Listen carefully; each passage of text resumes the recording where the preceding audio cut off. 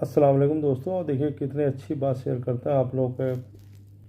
हदीस की बात है कि एक सहाबी ने हुजूर अकरम सल्लल्लाहु अलैहि वसल्लम से अर्ज किया, या रसूलुल्लाह सल्लल्लाहु अलैहि वसल्लम, हमने आपको देखा, आपसे बातें की, आपके साथ खाना खाया, हमसे ज़्यादा भी खुश नसीब है कोई इस दुनिया में?